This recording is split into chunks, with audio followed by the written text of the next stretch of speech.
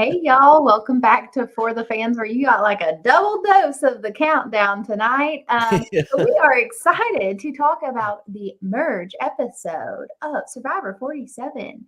And Yeah. I'm always excited when we get to this part. Like Gabe said, we've been in junior high and now we're in high school. And this is where the game really gets going. And so I'm excited. It was a fun episode, and I'm interested to hear your takes on it. Robbie, how you doing tonight? Well, I mean, you threw me off at the beginning because I thought I was glitching or something, and I'm like, oh crap, Kylie's gonna go live. She's gonna be by herself, thinking Robbie dropped out when the clock restarted on our countdown. But no, I mean, honestly, the season's been going well. I've been enjoying it. Nothing too crazy, but we always look forward to who's gonna make merge. I mean, as part of our draft and our preseason cast assessment is, do we think this person or that person are gonna make the merge? And we're finally here, and we're finally able to find out how the season's going to shake out, and if folks were able to deal with some of the stronger personalities once everybody came together. So it was a great episode for that.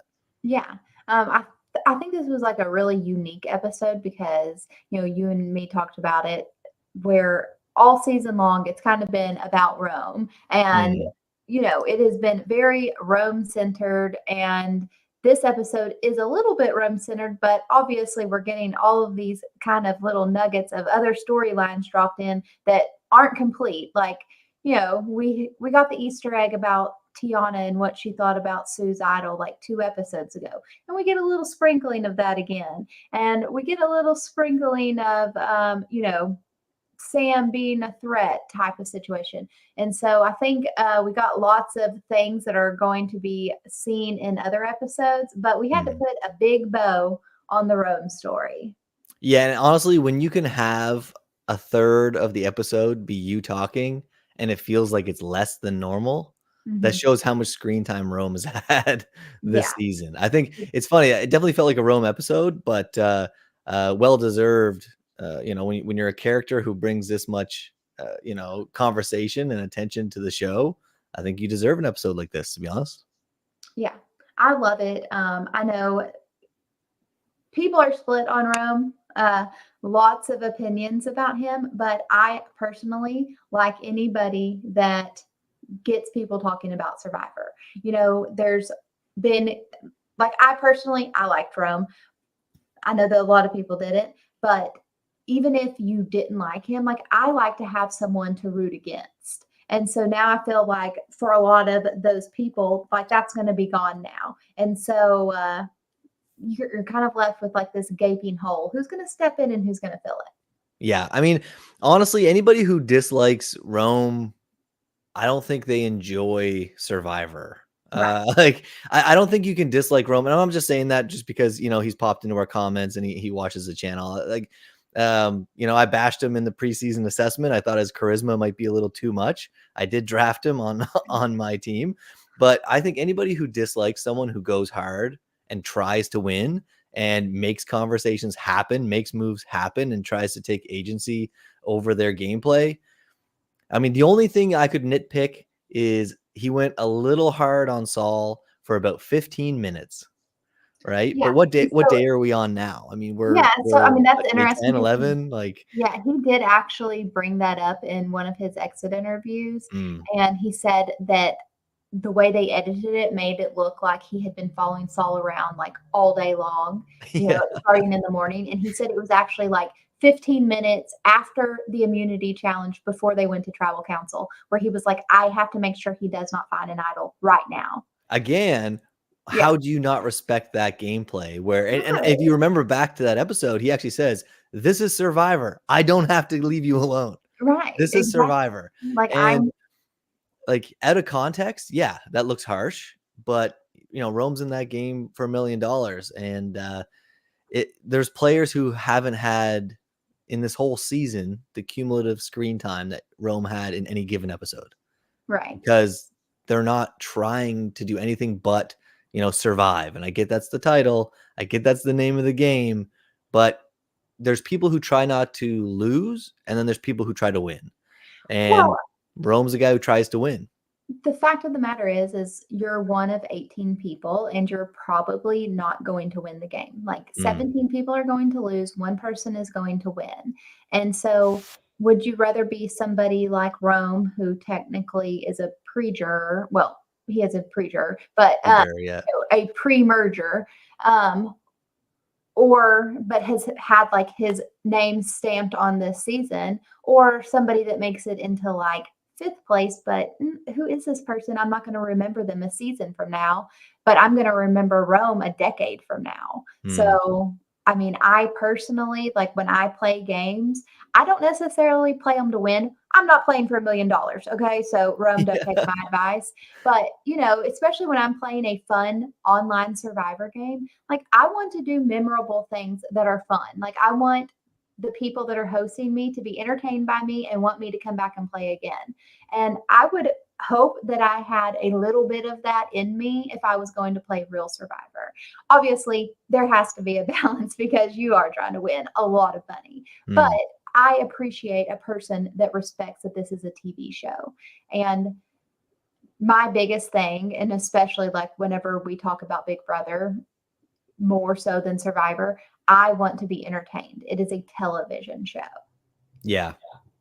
Yeah, and So, that's exactly it. And there's people who go on there and they know yeah. that's what I'm here I mean, for. if you can get the person that encapsulates both, like a Tony, Mm. that's why Tony's a unicorn. Yes. And, somehow a unicorn won the game twice. But, every once in a while you get one of these that is the perfect package. It's all wrapped up. But Yeah. most of the time you get either somebody that's a character or somebody that's a strategist. It is what it is. So, Yeah. hello, Tracy. Good to have you in the chat. All right. Well, let's get into our points that we want to talk about in this episode. Obviously, we're going to have a lot to say about Rome. But first, let's talk about this mergatory hunt, if we want to call it that. So, it is time to drop your buffs. We are all merging. We are going to one beach together. And they say their hellos, and Sue, I believe, is like, hello, everybody. There's a sign over here. And the hunt is on. Gabe reads it. There is an advantage hidden in the woods. Go. Yeah. Yeah, and they're like, does that mean now? And Yeah, then some people kind of walk off, some jog off, and just for the pure TV of it, how do you not all instantly sprint like yeah. Amazing Race style, go and just run? Yeah, Like, I mean, like you're given basically yeah, permission to go look for an idol. Like everybody's been doing it in secret. So go out there and look for the advantage because guess what? While you're also looking for the advantage, you could be looking for other things too. that's right. So Yeah. take Well, advantage and you of could the be time. seeing who's hunting together. You could still be playing the game, Yeah. socially. You could even be trying to help someone else find it. You could, even if you found it, you could bring someone into it if you wanted to and build some trust with a new, potential alliance member or something like Yeah. that. But instead, actually, before we go any further, the first thing, and there's got to be other people out there who thought this too. The very first thing I would do is dig under the sign because I saw they were like, somewhere on this island, there's an advantage hidden. And that's it. And then they said, it's a massive forest. Like, how are we ever going to find this? It's could be anywhere. Right. And I'm thinking I would let everyone run off. And then I'd turn back and I'd pull up that stake and I would just dig for a second underneath just in case they were being cheesy. And then I would go run and go look everywhere else. That Cause would be fun. And I yeah, feel like a little bit Survivor's gotten away from some of like the gimmicky stuff like that. yeah. I feel I like just couldn't help myself. I was watching the episode and I'm thinking, I know if I was there, I would just do a fake run, come back in circle, pull that up, dig a little bit, okay, stick it not back in, start running. Yeah. not here. Let me go look somewhere else. Yeah, that would have been really, really funny.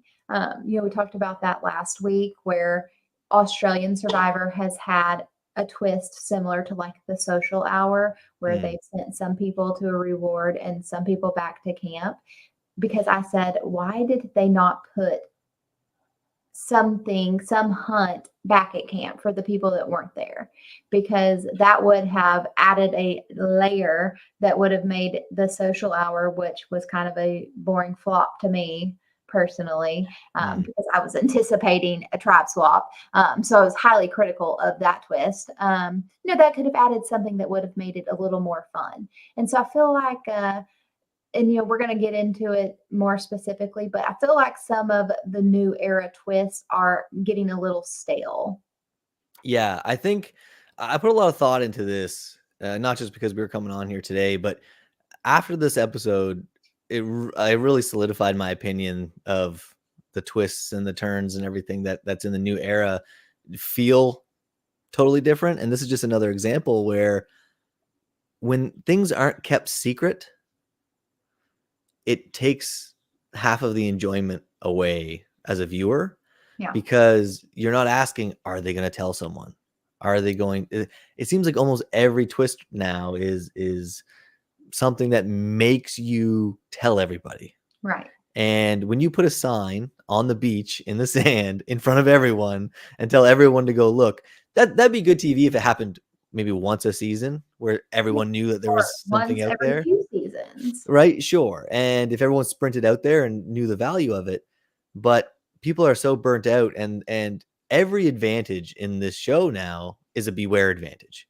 Mhm. Whether it's titled Beware or whether it's titled Hidden Immunity Idol or anything else, everything is a beware advantage because it's, find at your own risk of being outed for having an advantage. That risk has always been there, but it's so much more, I don't know, prevalent that someone always knows. Yeah. And this is and a great example of that. And we see that with how they react, right? They all go sit on the beach and hang out. They're like, yeah, there's no point now. Like, I don't want it because I don't want to be targeted for whatever it is. The old saying, secrets are no fun. Yes, they are. Secrets are fun. Yeah. I think what people forget is there's viewers on the couch. Yeah. And when you're on the island, you think, oh, all these people are here. And I had this and only I know. It's like, no, not only though. Like everyone watching knows. Yeah. And you can go look at the camera and you could be sharing all your secrets with us. Yeah. And that's what I miss from the old school game. I know I'm an old school fan, but that's what I miss from the old school game is the players that would keep that information for the viewer. And they would sit down, they would do a confessional with production, and they would say, here's what I'm thinking, here's what I found, here's what I'm going to go try to do. Wish me luck. Yeah. And then we get to watch them go do it. And I mean, even Sue, whenever, they read the letter of, okay, you're merged, Sue's first reaction is, oh my gosh, they're going to go through my bag. Okay, I don't understand that. But she needs to get the idol washed off. And so even Sue, who is trying her damnedest to keep this a secret, she didn't do a very good job, not because she has a big mouth, but because literally she's caught red-handed. And production put paint all over it and made paint fall from the sky. So again, they're making it impossible to keep that secret. I mean, this was fun for a new era advantage because it's like so ridiculous. But wouldn't it be more fun if Sue just had an idol and nobody knew? Yeah. I would like that. I would like that because then Sue has to make a decision. Sue's not the kind of person that you expect to be finding hidden immunity idols. And so wouldn't it be badass whenever the target inevitably turns on the older woman? I know she's only 45, but when it inevitably turns on her, if she busts out this idol, like that would have been great. Well, and we've seen it a couple times in the last few seasons where when they don't do something flashy, like all the paint or a sign on the beach where everyone knows, when it's more subtle an advantage and we get to tribal and then all of a sudden someone pulls it out and we didn't know that they had it. And then they do the flashback to say, here's like 2 days earlier when I found it because it was in a tree or something more simple. I wouldn't want all of that. Maybe once a season, bust out, like shock the viewer too. Of nobody knew, even the view. Like I love the surprises, but I also love being in on it. And I think when I've been doing a lot of thinking about this, like I said, and I miss feeling like I'm on my couch and I'm in on the secret. I'm in on the alliance because I know that Tony has this, or I know that Russell has this idol and no one else knows. Oh my God, play it. And I'm cheering for him from the couch or cheering for her from the couch saying, like, do it. And then they do it. And it's like, yes. And you see the shock in everyone's face. And I feel like only us two knew. You know what I mean? So Like, think about like Wentworth does not count. Wentworth does not count. yes. We don't have that moment in the new era because Yeah. everyone knows Wentworth has the idol in the new era. Yeah. And yeah,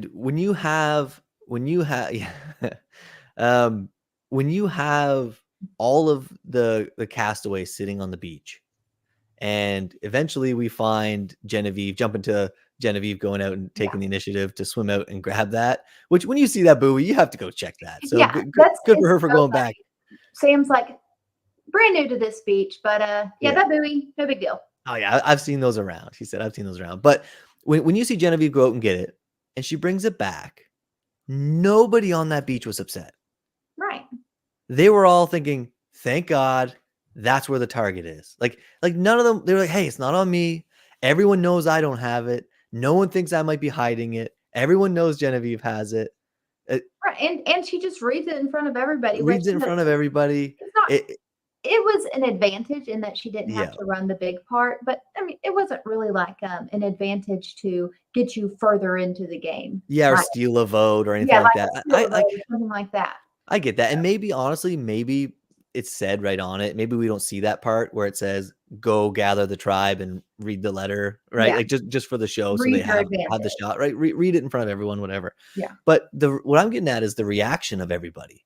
Yeah. Like, were there 15 people or 12 people out there in the woods disappointed because she found it right before they did, and they're up in trees and they're digging through rocks? And no, they're all like, cool.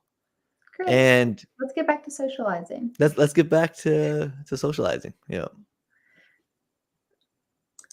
Okay. Brandon says, I think if Sam would have got it, it would have hurt his game more than G's game, Genevieve's, due to him already being a target. Mm. That's true.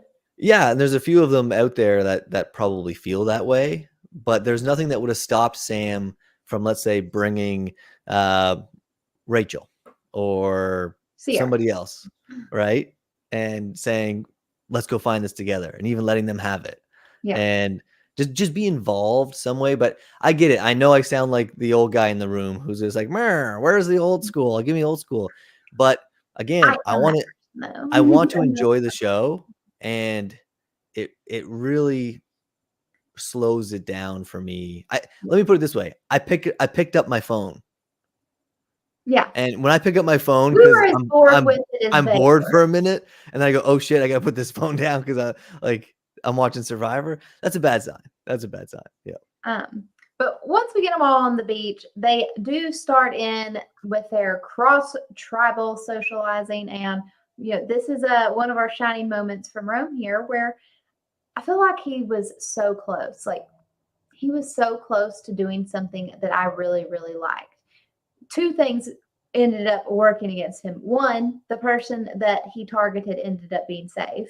And two, one of the people that he told just didn't trust him. Yeah, I think the play is exactly what you hope to see when you watch Survivor. Mm-hmm. Someone going to get information so they can weaponize it when they need to survive.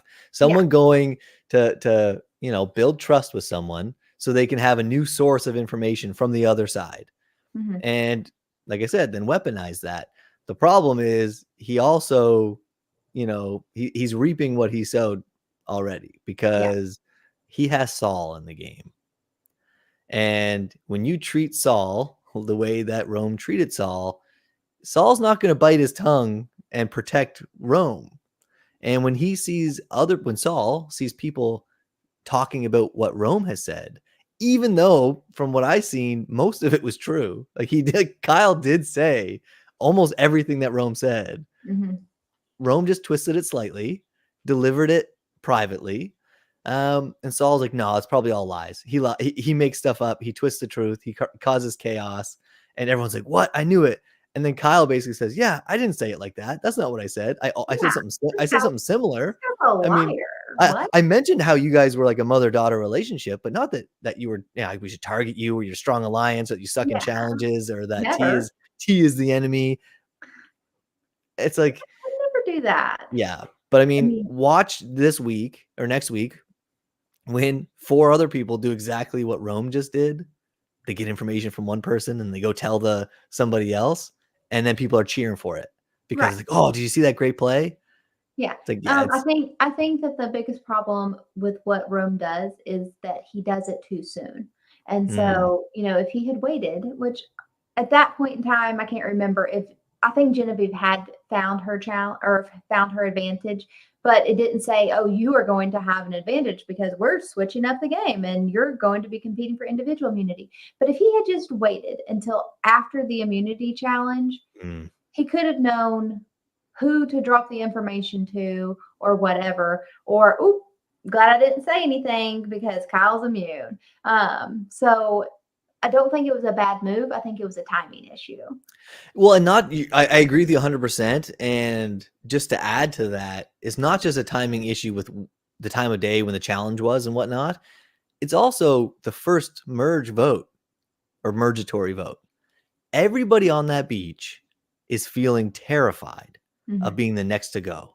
And everybody on that beach is just wanting a name that everyone can agree on so they're all safe. And they're ready to cut each other's throat, basically, at that point, just to survive. And I think that's what Rome was trying to do, was just to give everybody that safe name. Just to be like, listen, Kyle's the one who's kind of coming after you. And then after Kyle, it's listen, Saul's the name. And even the way he pitched Saul to people, I loved it.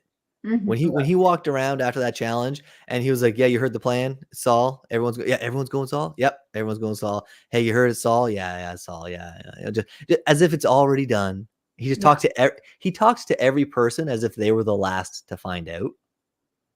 And I think, if I'm ever fortunate enough to play a game like this or play Survivor, that's something I'm going to take away. Like, he talked to everybody he approached as if Rome's in the know, and I just want to give you a heads up so you're on the right side of the vote. This is where we're all going. Yeah. So one of the things Don says is Rome's thing is overconfidence. He thinks he's the Mm, only man on the beach and invisible at the same time. So, I mean, I think that there's this like fine line to walk between the confidence and arrogance.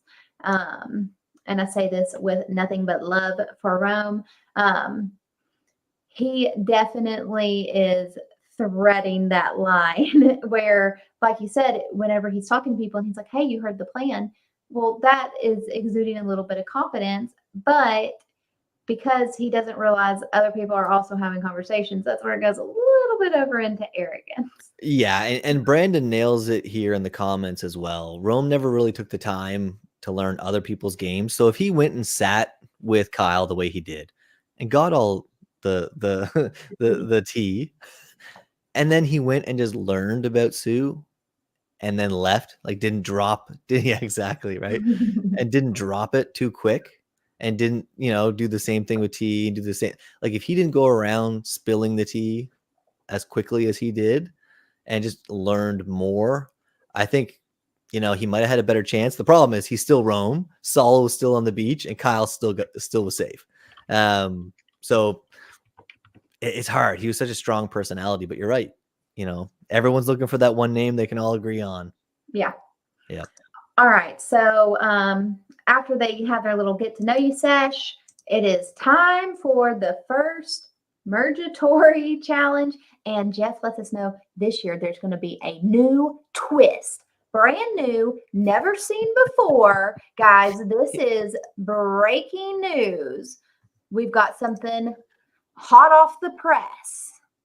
Only one person's going to be safe. Yeah. You mean like a regular merge? Holy shit, Jeff. Like Holy every merge we had for 40 seasons where everyone gets together, they all have a challenge, and one person is safe and everyone else is at risk. it I is. liked it. You know what's funny is until we actually got on here and you reminded me of how stupid I was being, I was excited to talk about how much I liked this change, quote unquote, because it's been years since we've done it this way. And as much as I harp on how much I love old school, it right over my head the fact that this is just normal Survivor. We all come together, you do a challenge, half of you got a meal. That's great. That's no different than when Jeff would say, all right, it's a free for all, one person is safe, and the first 6 to get eliminated, you get nothing. If you make it to the top half, you all get a meal. If you're the last one standing, You win immunity. you win immunity. That's what we got today. And I loved it. I liked the challenge. I liked having, so like you could be a really weak player and get on a schoolyard pick, win that and be safe at merge. And I've hated that since that twist came, right? Add the hourglass in and I hated it even more. But I mean, I really liked going back. It's a little taste of old school without calling it old school. So yeah. Well, yeah, I mean, it was refreshing. And maybe this is what I'm stuck on with the new era is and I have said this numerous times, we've basically had the same season 7 times in a row. And if Jeff would just mix it up, like we could have one season, a whole group is safe. The next season, only one person is safe. Like we've gotten away from this it being a dynamic game. It's become very static. And so this new twist, which is really just old Survivor, was great. And Brandon says it, and bringing back the schoolyard picks. Yes. We don't get to see them. We don't get to see them. Okay? Yeah. But it happened. We had a schoolyard pick. I would have loved to see it. I would have loved to see it. I think Don has a good point. Who were the captains? I'm pretty sure the captains were Teeny and Tiana. And the last 2 picked were Sue and Andy. Yeah. So those of us that have played weird game nights or, ORGs or whatever you want to call it, orgs or online games, whatever, there's a twist that happens in a lot of those random player games where you get to pick someone to be safe and then that person picks someone. I wouldn't be surprised if there was some iteration of that in future seasons where it's like, okay, it used to be half are safe. Now there's one that's safe. We're going into captains, schoolyard pick. I wouldn't mind seeing a twist where the schoolyard pick happens after Kyle wins. And it's like, yeah, you're picking the 6 that get to go to merge or you're picking the 5. You just got to merge. You could make new allies or you could burn your old tribe and not pick any of them or like that'd be kind of cool. Even if it was just for a few, but it's not something I'd want to see every season. Yeah. But I love seeing it where people have to pick. Keep it fresh. Yeah, because there's so many angles on that where by picking one person, you're sending messages after message after message, right? And anyways, nope, I liked it. I liked the new twist of going back to what we always had. Yeah. Okay, so when this challenge starts, it's kind of the same thing that we've been seeing in these mergatory challenges of people going through mud, they get dirty, they go through the wood chips, they have to get up the big ramp. There's a puzzle type thing to solve at the end. Anything stick out to you from that part of the challenge? Nothing crazy. I mean, it was a pretty standard Survivor challenge. It looked extremely fun to do, but when it comes to Survivor, it was right on brand. A couple things I always like to pick of if I was there, what would I do? When they go through the mud, why don't any of them go backwards to keep their face out of the mud? They all go under, even though there's like 3 inches above the water. This one, I think at the end, you were going under no matter what. That's one. And then I like to see the folks hanging off the net and grabbing and pulling guys and gals up. But no, it's pretty standard. Look, ever since Bruce smacked his melon, I am like, please do not run up and dive under that. Very carefully, very gently. Do you think that they add, I would love to get an answer on that. Do you think that they add any type of padding or cushioning on the angles we can't see? I don't know, because they did talk in the On Fire podcast. Jeff talked about how they manufacture their own mud. Like they bring in dirt, they add the water, they mix it up to the consistency. I think he even said they like strain it to like take out the big rocks so they're not like cutting themselves, so that it's more just mud. So I could see that because there obviously is some type of, plastic underneath that they've got the mud in. So I could see it maybe having a little padding. I don't know though, because we've definitely seen times where they've walked away with, scrapes and cuts and things of that nature. Yeah, I like the wood chips. It wasn't. Please don't bust your dome open. Yeah, it wasn't just sawdust. It was larger particles, and it's kind of funny. I worked at a pulp mill and a tissue mill where we processed wood chips for a long time. So I know the consistency of that. You can't dive headfirst into wood chips. You have to clear them out of the way. So we Yeah. kind of got to see them doing that a little bit more, Yeah. pushing them out of the way. It wasn't as soft, Yeah. but yeah, no, I mean, it's a good challenge. I had to see the teamwork, and like from the social side, the schoolyard pick was good. It showed who got to pick who, right? Mhm. Which we didn't get to see it, but the castaways did. They did. And it mixed them up fairly well. Mhm. And you know, you get to see how well they work together, right? You Right. get Gabe and Rome, you get Saul with beside Rome during the challenge. You get to see their dynamic a whole bunch. And anytime you can mix people up and get them in a competitive environment, you know, it has a lot of tells, a lot of signals going out to the folks. Yeah. So we're pretty neck and neck. We do see Rome's group, I almost called them a tribe, Rome's group make it to the top of the wall first, and they get to start working on the little snake maze. And him and Gabe, they are out here slanging some ropes like, you know, willy nilly. I don't have a good don't have a good thing. The brain's not working tonight. Yeah, Um, yeah. They're being way but more aggressive, yeah, like very, just very aggressive. much I'm more like, vigorous on the let's have rope a little pulling. bit of finesse here. Yeah. And then Sam and Kyle get to the top and much, much more controlled. Yeah, and I think honestly, I think this is a I guess not a personification because it's not a, a person, but it's a great example of comparing their games. You have Gabe and Rome, who are pretty aggressive, A little and chaotic. especially Rome, going hard the whole game. Hmm. And then you have on the other side, you have Kyle and Sam, Hmm. who are they're playing the More game, meticulous. but they're more meticulous. Hmm. They're not as flashy, right? Right. Sam a little bit sometimes, but that's in confessionals. Like Yeah. face to face, he's pretty calm. And we see what pays off in the challenge, and we see what pays off in the episode. Yeah. Really, really close challenge. I do love, like, you have Saul like there like breathing over Rome's shoulder, Yeah. and you know, Jeff, is there switch outs? And I was just like, Yeah. Yeah. The only thing that would have made that better is if Saul said, "You need to win this challenge, or we're voting you out." like flip it on Rome and be like, "That's it. You need to win this challenge, or you need to give me your shot in the dark, and and then maybe we won't vote you out." And this isn't a threat, it's an ultimatum. yeah, You yeah, give figure him it an out ultimatum. or you're done for. Oh Um, my god. Yeah. yeah, nope, that's funny. And I was just thinking with Rome's challenge performances, when they are strategizing and Rome is like, I've got this in the bag, I would have been like, there's not a chance in HE double hockey sticks. I'm going to let Rome be the one that is deciding my fate if I make the merge or not. Yeah, and everybody on that beach and doing that challenge watched Rome sit in front of the puzzle where he never got a piece, right? Yeah. And yet he is so, I'll say, charismatic, aggressive, assertive, Yeah.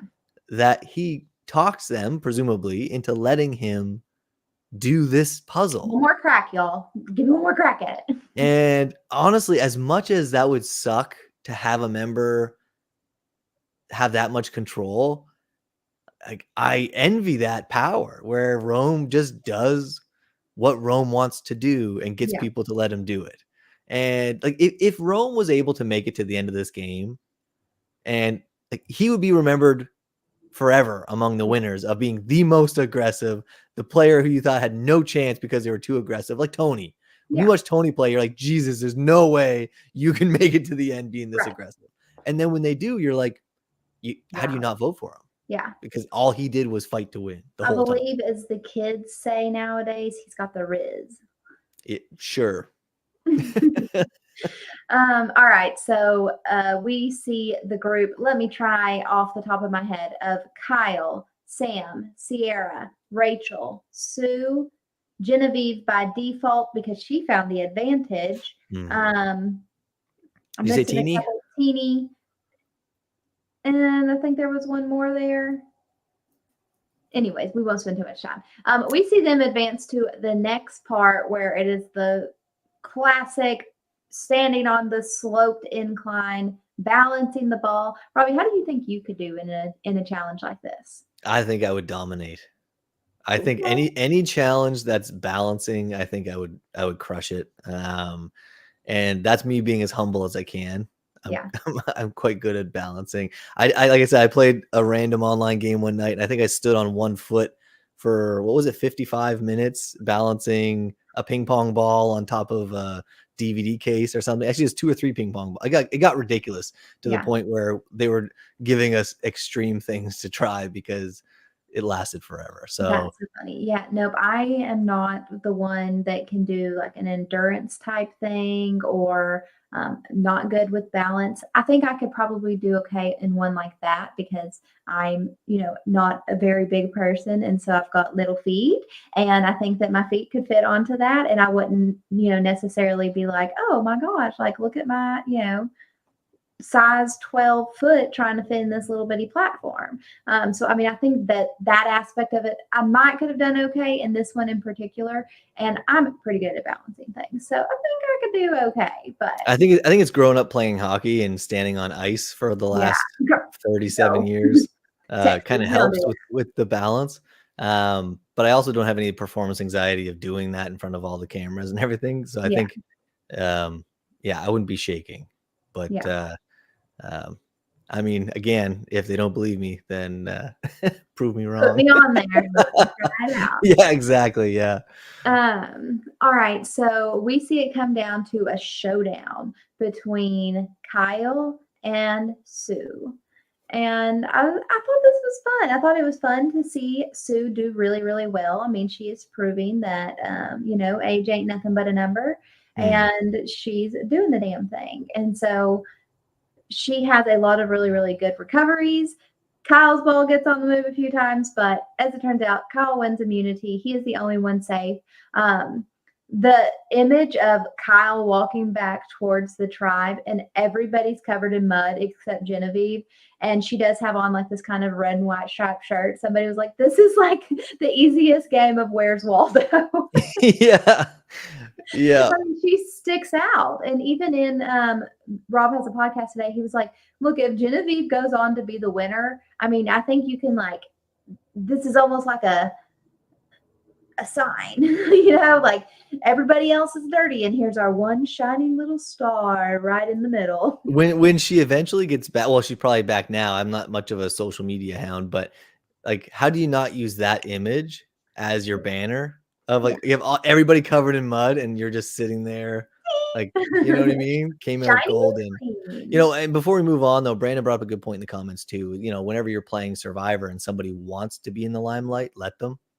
Yeah. Um, that's a great point as well, right? So I mean, if you have somebody who's willing to make a fool of themselves, not saying that they will, but they're willing to go out there and say, "I'll take all the risk. Let Yeah. me be the one." You And know, that's there's a time and definitely place. I wouldn't say the whole season, yeah. but pre-merge, have at her. So I think this is probably the time and the place where I wouldn't have wanted someone that has not Mm, necessarily proven themselves in challenges because it is a bit precarious. Like your very first challenge and the very first mergatory challenge, those are precarious spots where you don't exactly know where you are. So I would want to be safe at all costs. And so that's probably the time where I'm like, ooh, let's put somebody a little more stable. Do you think they knew what the next part of the challenge was going to be? I can't remember in the episode. I don't think they discussed it for us, the viewer, until Yeah, and after the first part was done. I wonder if it's like a around the bend and they could not see what it was. Yeah, I wonder because if you knew that you had crappy balance or you couldn't balance the ball on the apparatus, um, then that's a lot less motivation to even like if there's somebody you want gone. I'm not saying you'd throw it, but you're like, I need to beat this and be the 1 in 6 to win the next Yeah. group or whatever it was.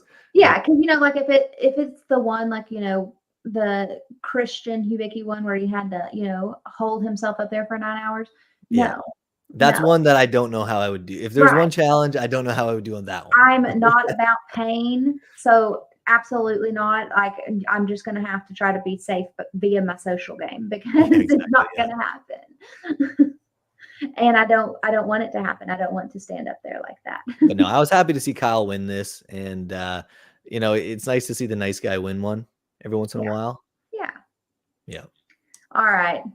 The big point of the night, the fall of Rome. Rome.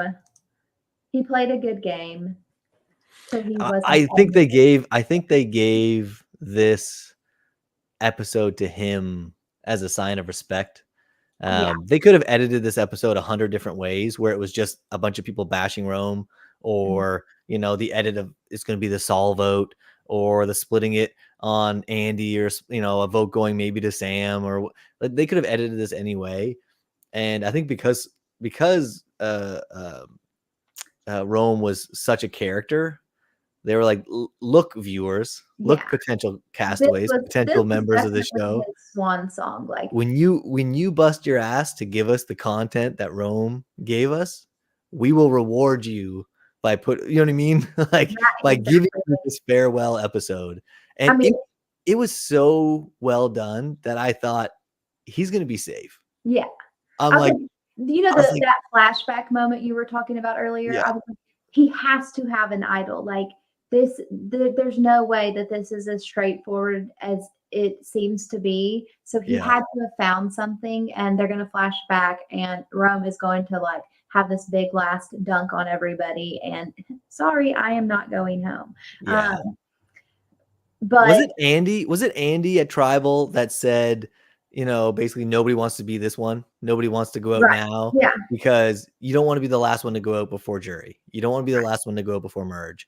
Like those are the moments where you don't want to be that last. You don't yeah, be the first, that milestone moment.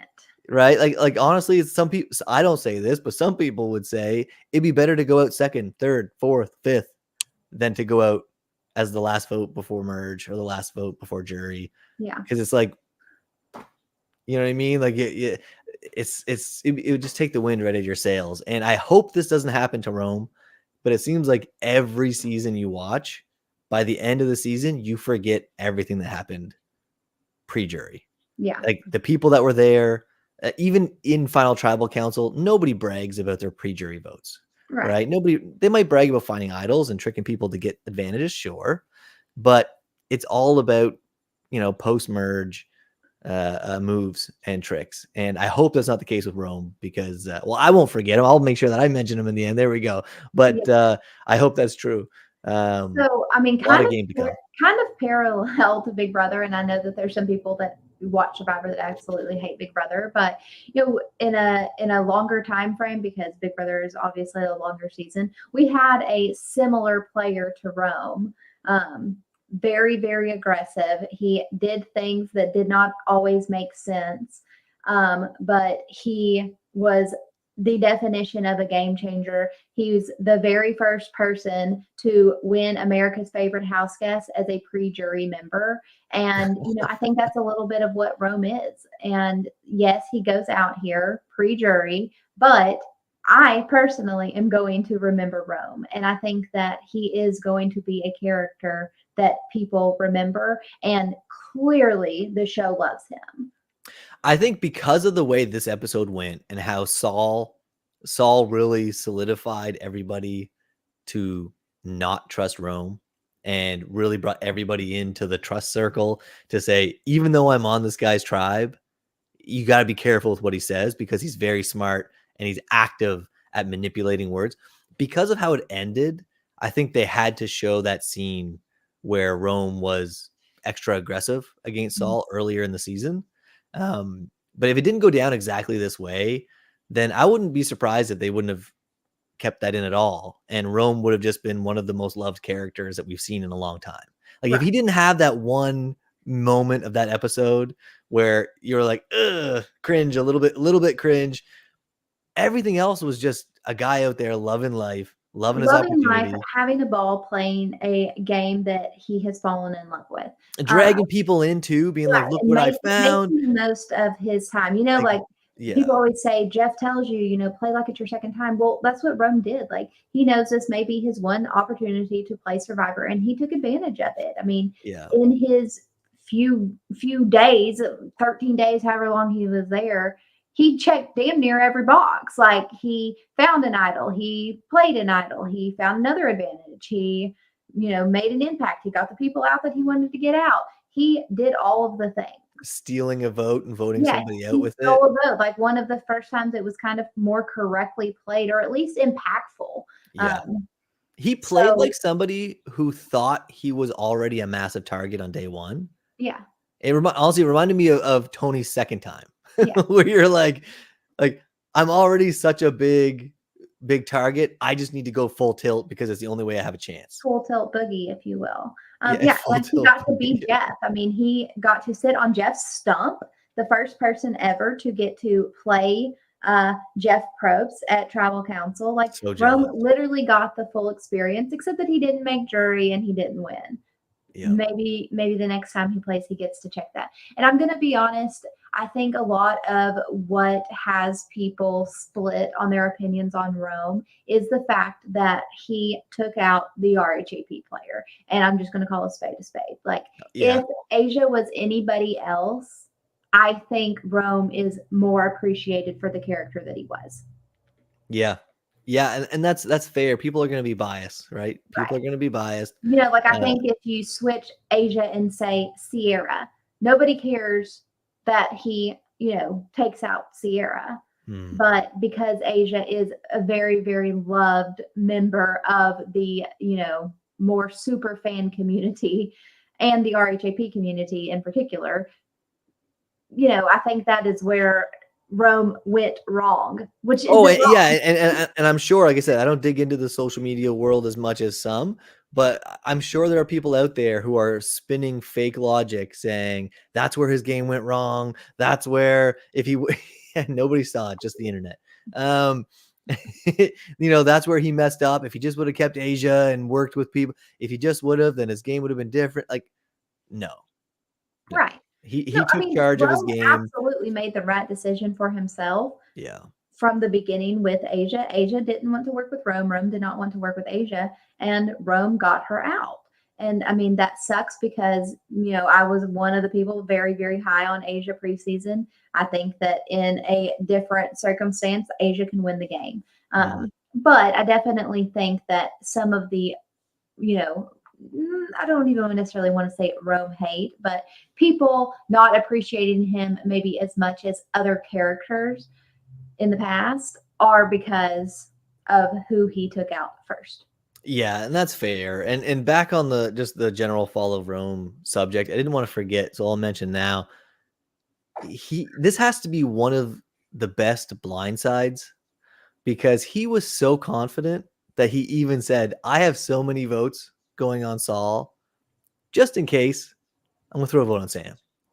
Yeah, just in case Saul plays an idol or the amulets get played on him, or someone's trying to, do something funny. I'm just gonna do this. I'm just gonna sprinkle this vote over here on Sam.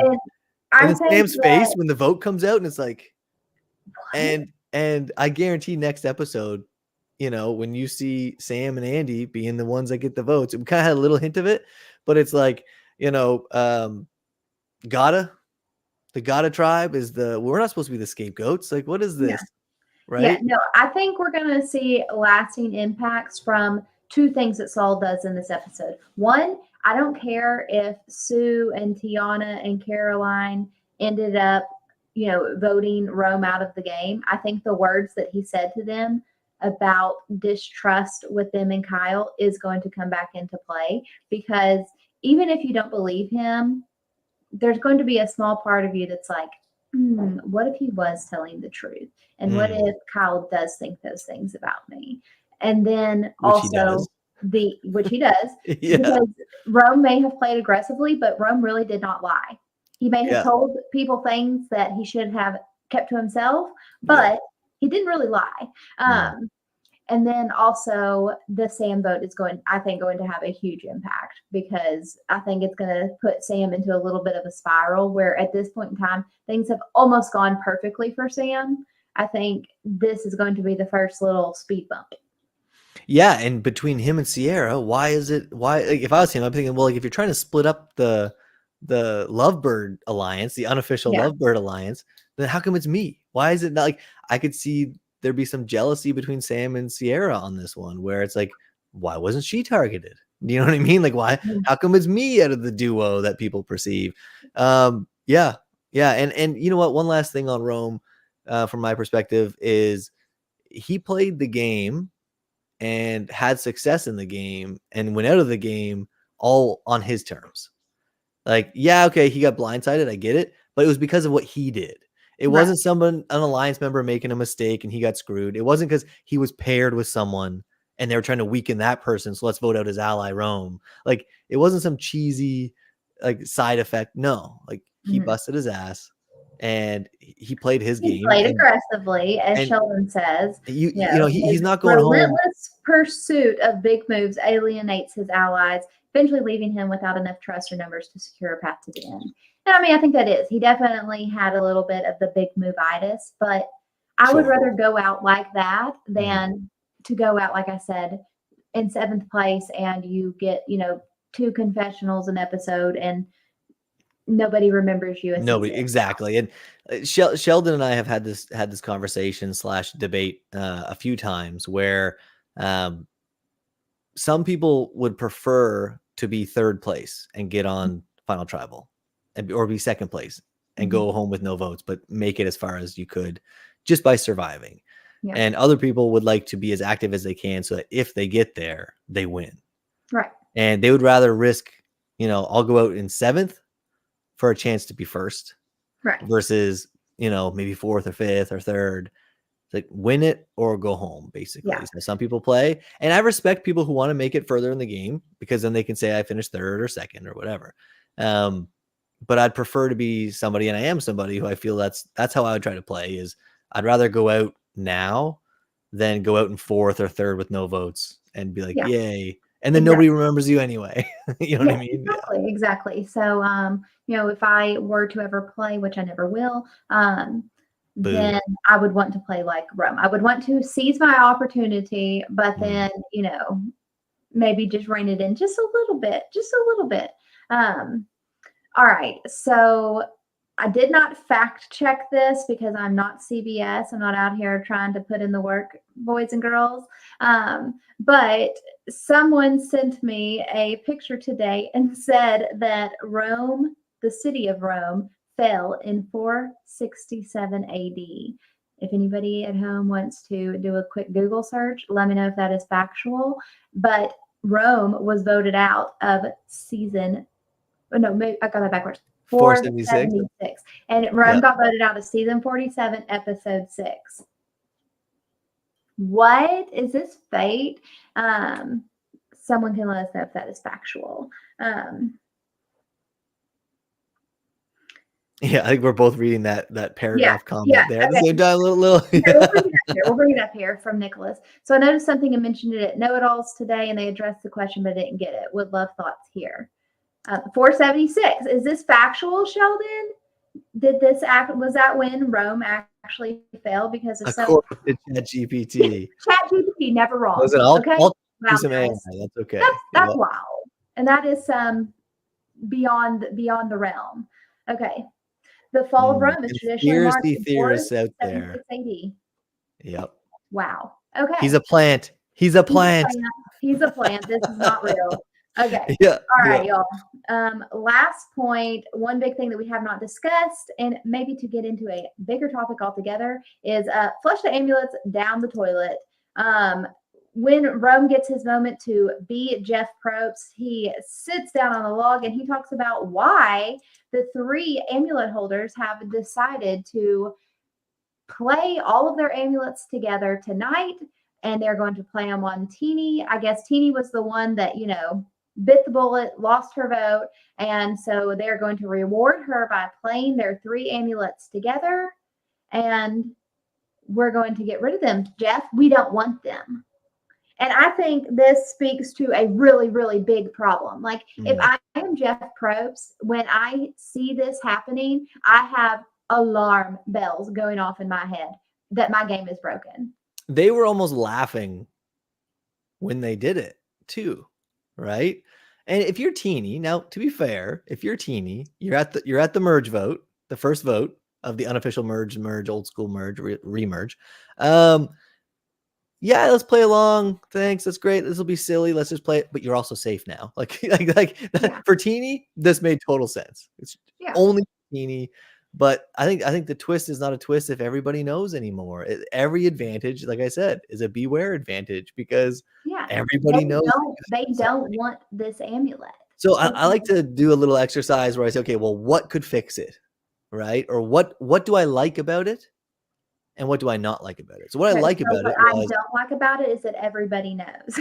sure, right? So now imagine the flip of that. Imagine, let's say, what if 3 amulets did go out there, but we know who has them, but 3 people know that they have them, and they know that 2 other people also have them, but they don't know who. Right. That could be And it's fun. like the only way that they can work. Like, so now you're trying to find, hey, anything interesting happened to you today? Anything interesting happened to you? Like you'd almost be hunting and searching, trying to give clues to fish for who might also have one. And Right. then without even knowing it, you could be voting them out. And like would it be a mess? Sure. Is there holes in my theory? Absolutely. But I think the secrecy is what makes these things fun, because then when people find out, it's important and it's a big moment. It was a Yeah. choice or a mistake. It wasn't a production decision to make people find out. And I think that's what I'm missing there. But yeah, Jeff must have been just crapping his pants like, Yeah. another one. First, you guys don't go look for the advantage. You don't Yeah, give a shit. because we don't Now want you're just we like don't want handing the me public things. advantage. We want things that are secretive, and you've now forced their hands so much that they're going on these journeys. So a lot of times they're selected for the journeys, like they don't even get to choose for themselves to go. And then they are forced, in this case, of hey, you're either going to lose your boats or you're going to take this advantage. But then this advantage everyone is going to know about.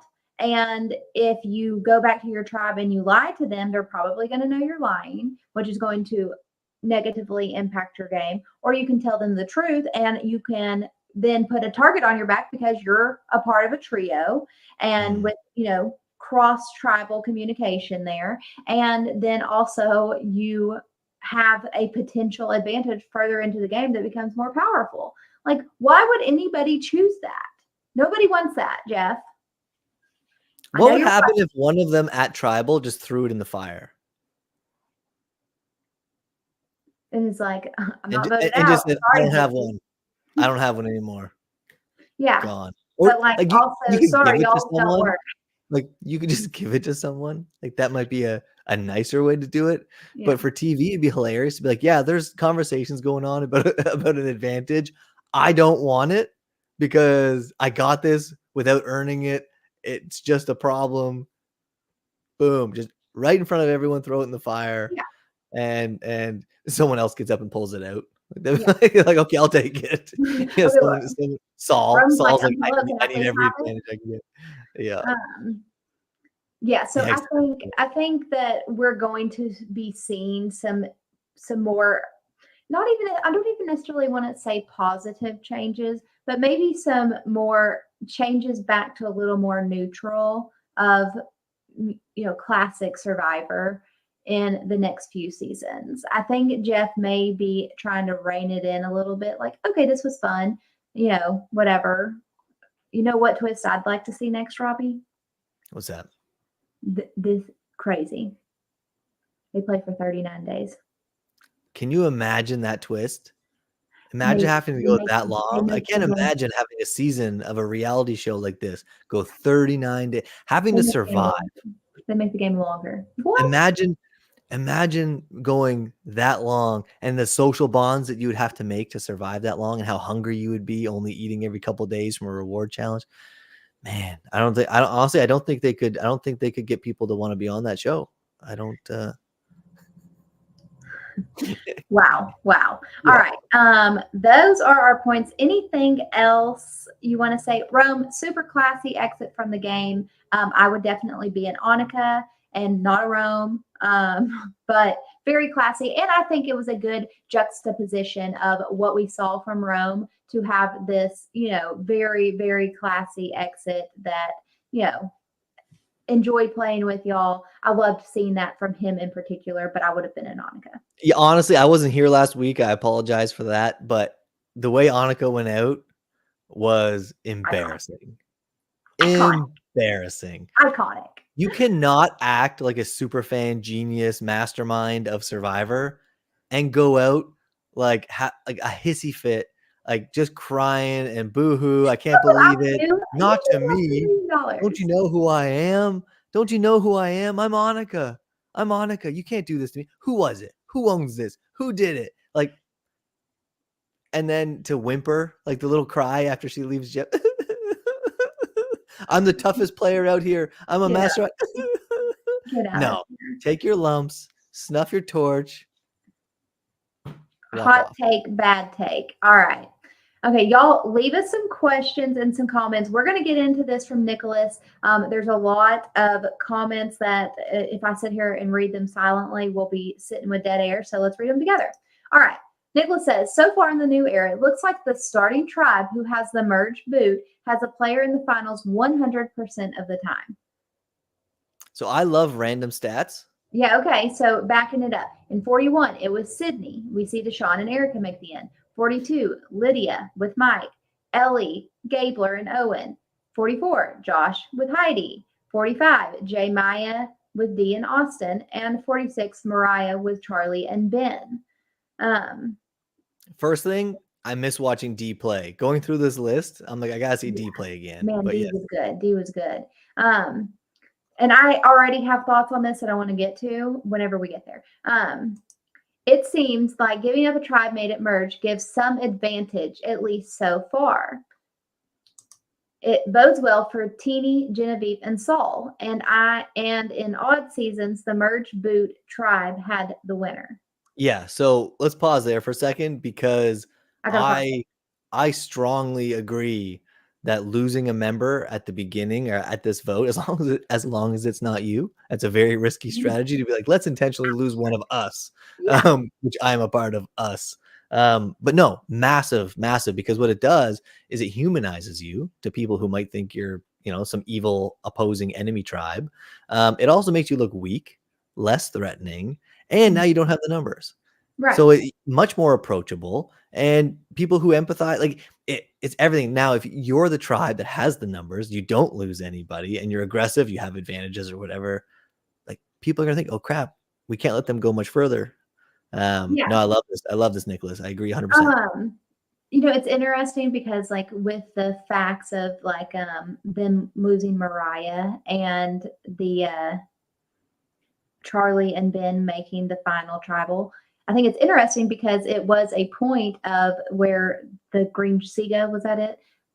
Wow, did I actually remember that tribe name? And I don't even remember them from this year. They did not want to say a name at the merge feast. Like they were the Kumbaya tribe, they were the Vibes tribe, and they didn't want to give up a name, but it ends up being Mariah, kind of a little bit against their will. And then to have two people make this, that's kind of interesting to think about. Okay. I have an idea for the amulet. I think it would get less strong as the game goes until it's an extra vote at 6. That would actually encourage cross alliances more and still give the 3 control at 6. So instead of it getting more powerful, the more people that are voted out, it gets less powerful. Interesting. Yes. Again, I don't listen. I love twists that can play a role in the game. I don't like everybody knowing. I think it should be a decision, because how do you come on a podcast or even just talk about it with your friends or family about, oh, did you see they found this? Yeah. What a mistake it was for them to tell their ally, or what a great decision, and have that debate. And what would you do? Would you tell your friends? Would you tell your ally? Now it's like, you don't have to worry about it because production will tell everybody for us. I am still in the camp of I don't want to tell people about my advantages. Yeah. So therefore, I don't want to be forced into sharing an advantage with somebody else. Like I'm going to hate it to my core always. And if I was playing, I would be so pissed that they have forced me to do what I don't want to do. Yeah, and Nicholas has a point List. there. Not as people are getting voted out when he's talking about it gets weaker as time goes. Just as time goes, basically. Every day that passes, every person that's voted out in general, and maybe not with the amulet trio, maybe with just any advantage. Like you have an idol, it's a full idol. Then after 2 people get voted out, it's a steal a vote. Then it's an extra Yeah. vote. Then it's whatever else. Leave tribal maybe somewhere in the middle. But yeah, safety without power. Yeah. Okay. We'll get to Sheldon's monologue in a minute. Okay. Jackie Fung says, why did Sam keep Andy last week and then vote for Andy this week? So I believe that with the votes, Saul and Sue are the ones that voted for Andy. Rome threw his on to Sam, and then all the other votes went on to Rome. So he didn't, but he was willing to sacrifice him, which it's funny that Nicholas brought up the, if your person is the one that voted off, it bodes well for you to get to the end. Because I did think that, like, okay, it is good that Andy is not like necessarily putting his foot down for it cannot be Andy. Like, oh, take Rachel instead. Well, but and you know what? The fact that Sam was flexible, even though Andy's one of his closest allies, I thought was a very, very good move for him. Well, and we don't know if Sam was actually flexible, Mm-hmm. but he was believable when he said it. Yeah. When he went to Saul, a guy that's not from his tribe, someone that feels like he's on the bottom, a guy who's looking for allies, and you look him in the eye and say, listen, man, I'd rather you stay. I'd throw a vote on Andy if I had to because I'd rather you be here. Yeah. Perfect. And then don't. but like, he said it and Saul believed it. And yeah, no, it's great play. Okay, Sheldon asked ChatGPT for a new twist. Introduce a twist called the Mirage vote, where at one tribal council, players cast their votes as usual, but no one is eliminated. The twist being that their votes are secretly carried over to the next tribal, adding an extra layer of suspense and forcing players to rethink their strategies without knowing when the Mirage will disappear and the votes will finally count. I think if you had something like that, you're going to get everybody like, oh, Rome just got 10 votes.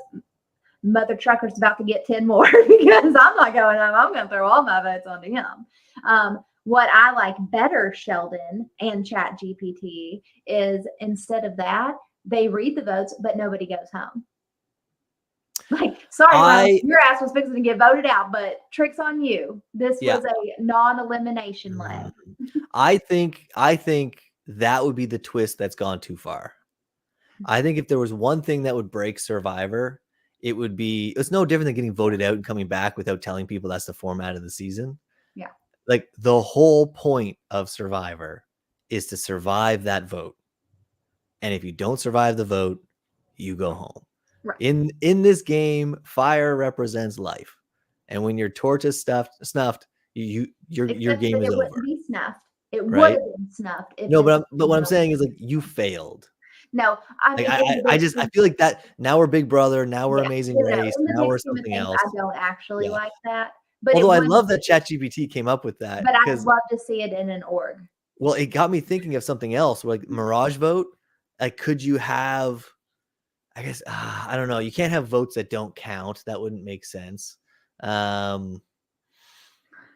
don't know. I love messing with the paranoia of having extra votes out there. Mm-hmm. And that's just an extra vote, though. That's just there could be a twist where you have an extra vote, but it can't be the same person. Like you could do twists like that where it's like, okay, well now you have to vote for someone else and play splitting the vote. Like there's weird things you could do. Yeah. Yeah. I think there's some fun things that they can do, but then also at my core, I'm like, let's get back to the basics. Yeah. I'm going to keep kicking this horse for the rest of this episode. I want the relationship of advantages to be between the person who finds it and me on the couch. I want that selfishly. I want to be the one who's in the know. I want to go to work the next day and talk about, hey, this person has it. Only we know. The people in this room that I'm talking to in the real world and that one person on the show. And that's it. And none of their tribe mates know. And then the next day be like, oh shit, they told everybody. Now they all know our secret. Do you know what I mean? Like that's what it used to feel like as a viewer. You were in the know. You were watching through their lens and enjoying life through them. And now I lose that. I just feel like I'm watching a whole bunch of people who know everything, and there's no fun in that. Right.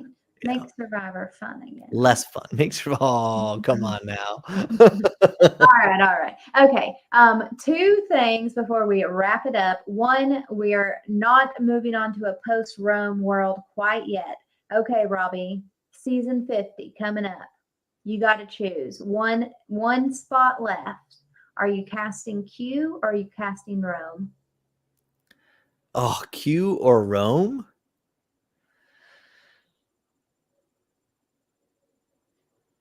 I think recency bias is going to pull this one out for Rome. I'd have to say Rome.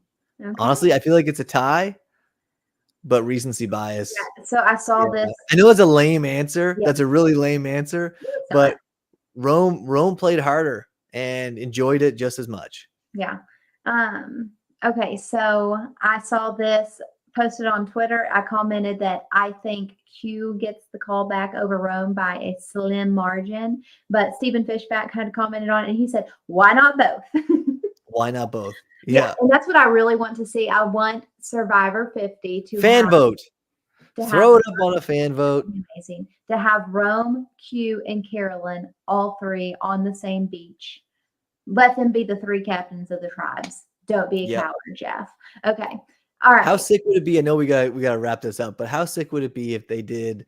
It might be kind of cheesy, but it'd be kind of funny if they brought, let's say they want to cast 18, if they brought 26 into a studio and just, I don't know, some crazy competition, like win your spot on the season, basically, like something like a 3-day something. I don't know what it would be, but I love the competition to win your spot on the season. Fan vote's fun, but I just hate thinking how manipulated it could be. But yeah, I like the fan vote. Yeah. Okay. Then lastly, we are now entering a post-Rome world. Who do you think is the winner? I've been sticking with Kyle since day one. I'm going to stay with Kyle. I don't think I've changed my vote. I said Rome would do well, but I don't think I said he would win. I think Kyle came out on top. At the beginning of this episode, I was like, oh shit, my winner pick is screwed because he just gave Rome all of his secrets and Rome just aired all that laundry out in front of everybody. And then Saul just swooped in and saved the day. And I think we're kind of down to like, I feel like it's a running between about like 4 people. Maybe 5. I think it's between Teeny, Genevieve, Saul. So maybe there is something there. Andy. No, Andy. Okay. I am like, you're full. You're all in. I'm getting higher on an Andy win. Like, yep. Can you imagine an Andy at Final Tribal? Like, I want them to broadcast that live. Like, I know it's over, but that would have been like, give me all 3 hours. Give me all 3 hours or 4 hours of Andy answering Final Tribal. That would be beautiful. That would be beautiful. Yeah. I mean, I felt like this was a really, really good episode for Saul. And so I kind of, his win equity went up for me. But yeah, I am really feeling an Andy win. That's who I honestly think is going to win. I think I'm slightly rooting for a Genevieve win. Yeah. Oh, Canada. Let's do it. Canada. Another Canadian winner. We did not let these Canadians keep coming into our country and stealing our wins. Yeah. In Fiji.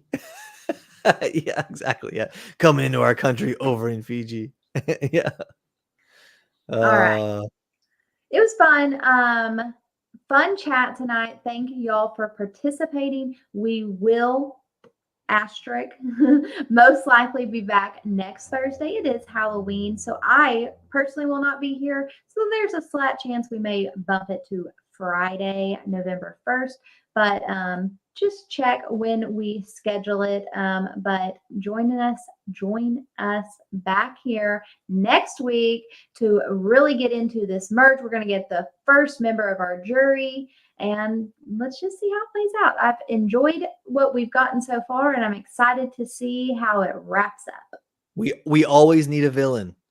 We always need a villain. Always need a villain. And who is that going to be now? Gabe Rising. All right. So we will see all of you back here next time. Bye, y'all.